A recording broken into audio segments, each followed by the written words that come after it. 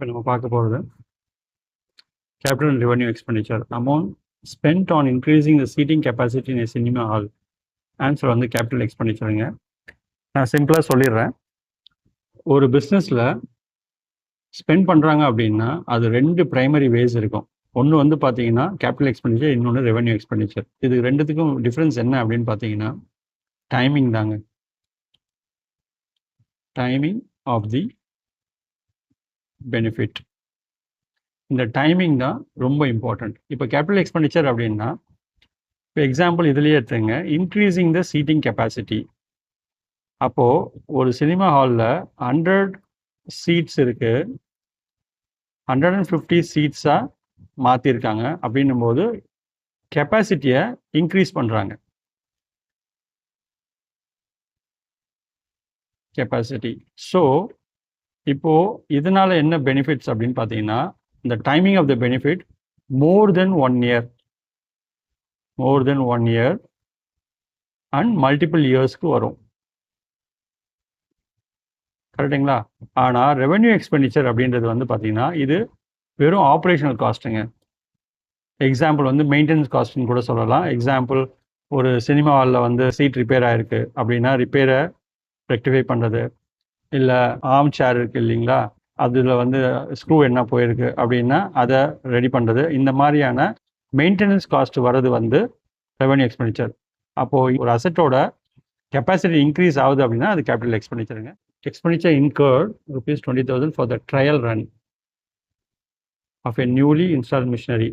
அப்படின்னும் போது according to the standard accounting rules, any money which has been spent to bring a new asset into its working condition must be capitalized. அப்படின்னும் போது இந்த rule பிரகாரம் எந்த ஒரு மிஷினுமே நம்ம பர்ச்சேஸ் பண்ணிவிட்டு அதை ட்ரையல் ரன்னு இந்த மாதிரியான இனிஷியல்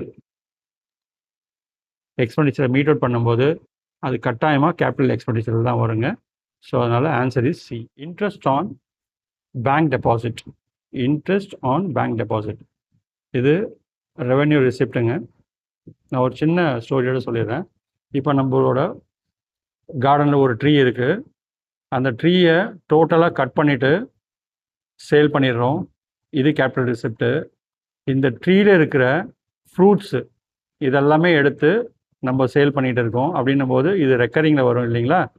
அதே மாதிரி தான் நம்ம பேங்க் டெபாசிட்டு பேங்க்கில் வந்து கண்டினியூஸாக இருக்க போது அதை நம்ம ஸ்டோர் பண்ணி வச்சுருக்கோம். அதுலேருந்து இன்ட்ரெஸ்ட் மட்டும் நம்மளுக்கு வந்துகிட்டே இருக்கும். அப்படின்னும் போது this is nothing but revenue receipt because it's happening on a recurring basis. அப்போ answer is B. Amount received from IDBI as a medium term loan for augmenting working capital. இப்போ பாருங்க, working capital received from IDBI amount அப்படி received வந்துருச்சு. அதனால் இப்போ இது ரெண்டுத்துக்குமே no work. அப்போ ரெவென்யூ ரிசிப்டா கேபிட்டல் ரிசிப்டா? As per the accounting policy money வந்து உள்ளே வருது அப்படின்னும் போது ஃபினான்ஷியல் லைபிலிட்டி நம்மளுக்கு க்ரியேட் பண்ணுது. எப்படி நம்ம லோன் வந்து பேங்க்லேருந்து எடுக்கிறோம். ஸோ அப்படின்னும் போது we have to give this money back in the future. As per the accounting terminology, any receipt ஒரு லைபிலிட்டியை க்ரியேட் பண்ணுதா, அப்படி இல்லைன்னா அசட்டை ரெடியூஸ் பண்ணாலும் அது வந்து கேபிட்டல் ரிசிப்ட். இப்போ வந்து இது என்ன க்ரியேட் பண்ணுது? லைபிலிட்டி க்ரியேட் பண்ணுது. ஸோ அதனால் answer D. Revenue expenditure is intended to benefit. இது இல்லை ஃபியூச்சரில் ஒன்லி கரண்ட். ஏன்னா recurring regularly but on a particular period, அந்த 1 year மட்டும்தான், கரண்ட் பீரியடுக்கு மட்டும்தான். சரிங்களா? Answer is C. Pre operative expenses அப்படின்னா நீங்கள் ஞாபகம் வச்சுக்கிறது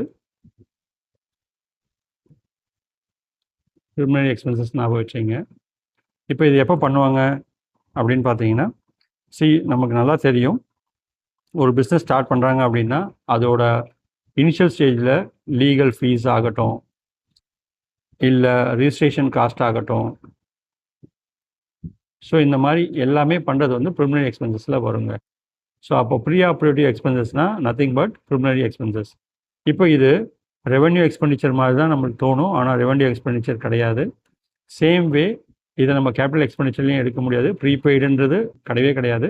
அப்போது டிஃபர்டு ரெவென்யூ எக்ஸ்பெண்டிச்சர்.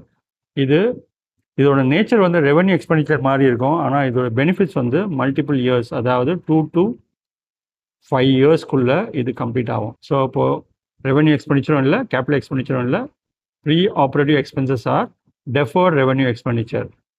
ஏன் ஆர்கனைசேஷன் ஸ்டார்ட் பண்ணுறதுக்கு முன்னாடி ப்ரிலிமினரி எக்ஸ்பென்சஸை மீட் அவுட் பண்ணியிருப்போம். Example legal charges and registration cost இந்த மாதிரி. இது வந்ததுன்னா நீங்கள் டெஃபர்ட் ரெவென்யூ எக்ஸ்பெண்டிச்சர்னு சொல்லிட்டு ஆன்சர் கொடுக்கணும். So answer is C. Thank you.